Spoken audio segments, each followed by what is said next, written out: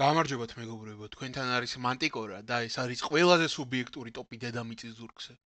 დღევანდელი ჩვენი ტოპი იქნება ისეთი ლეგენდარული თამაშების სერიის შესახებ, როგორიცაა Assassin's Creed. მოდი დავიწყოთ. მეხუთე ადგილი. ამ არც თუ ისე მაღალ ადგილს იკავებს Assassin's Creed Unity. ალბათ გაგიჩნდებოდა შეკითხვა, რატომ არის ეს ნაწილი ბოლო ადგილზე, რადგან ამ ნაწილში ყველაზე კარგი პარკურია. კი, უდაოდ ეგრეა, მაგრამ Unity-ს არ მოუტანია თამაშების ამ სერიაში რაიმე ახალი და გამაოცებელი მექანიკა. პარკურისა და ონლაინის გარდა ამ ნაწილს სხვა ასასინებისგან არაფერი არ გამოარჩევს. მოკლედ, კუთვნილი მეხუთე ადგილი Unity-ს, ხოლო ჩვენ კი გავაგრძელოთ. მეოთხე ადგილი. Assassin's Creed.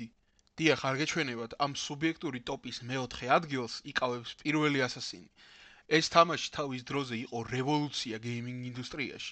ახლაც მახსოვს, როგორ დავბოდი სამყაროს შესასწავლად და დავუძლებდი მელოტ რობერტ დესაბლეს შურის საძიებლად.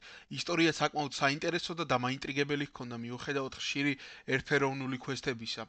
მოკლედ, ვაგოთ პატივი ასასინების მამას და გადავცეთ მისი კუთვნილი მეოთხე ადგილი. მესამე ადგილი. ამ ტოპის ბრინჯაოს მედალი მიენიჭება Assassin's Creed 4 Black Flags. ამ ნაწილმა ასასინების სერიაში შემოიტანა აქამდე არ დახული და შოკისმომღვრელი მექანიკა. ეს იყო გემი, რომელიც შეგეძლო გაგეძლიერებინა და შენს გემოვნებას მოგერგო. ასევე პირველად თამაშების ამ სერიაში შეგეძლო ორი ხმალი ერთდროულად გჭერო და ხელში და ისე გებრძოლა. Black Flag-ში საკმაოდ ბევრი გასართობი მექანიკა იყო.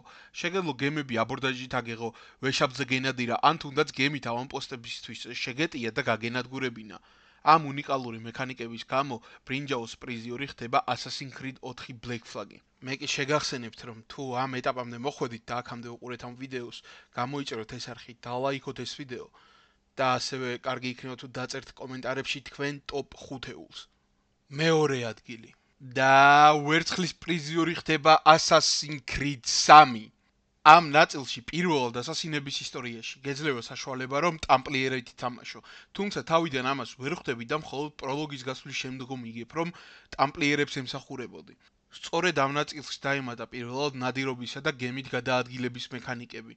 ახლაც მახსოვს, როგორ დაუძლებდი ირმებსა და დათვებს მათი ტყავის გამო. ასევე აქ პირველად გამოჩნდა ჩემი საყვარელი იარაღი შენბიაო, რომელთაც შეგეძლო ულამაზესი სტელსკილების გაკეთება. მოკლედ, გადავცეთ ვერცხლის მედალი კონორ კენუეის და გადავიდეთ საუკეთესო ნაწილზე. პირველი ადგილი. სანამ პირველ ადგილსაც გამოვაცხადებ, შეგახსენებთ, რომ ეს არის ყველაზე სუბიექტური ტოპი დედამიწის ზურგზე და სწორედ ამიტომ ოქროს პრიზიორი ხდება ეციოს ტრილოგია. ამ ნაწილში ყველაზე დახვეწილი და საინტერესო სიუჟეტია. ასევე ტრილოგიის ყოველი ნაწილი გვთავაზობდა რაღაც ახალს. Assassin's Creed 2-ის შემთხვევაში ეს იყო მონტერი ჯონის ვილის გაძლიერება და გალამაზება, რაც თავის მხრივ პასიურ შემოსავალს გვაძლევდა. Brotherhood-ში ალბათ ყველაზე მაგარი მექანიკა დაემატა მთელს ასასინების ისტორიაში. აქ შეგეძლო მოსწავლეები აგიყვანა და გაგეძლიერებინა. შემდგომ კი, როცა მათი დახმარება დაგჭირდებოდა, ისინი უცბად მოვარდებოდნენ, სამიზნეებს ამოწყვეტდნენ და ასევე უცბად მიიმალებოდნენ. ხოლო Revelation-ი, იცით, Revelation-ი არ მიყვარს, მაგრამ ეციოს ხათრით ეს ნაწილი წხვდება პირველ ადგილზე. თქვენთან კი იყო დედამიწის ზურგზე ყველაზე სუბიექტური ტოპი და მისი წამყვანი მანტიკორა.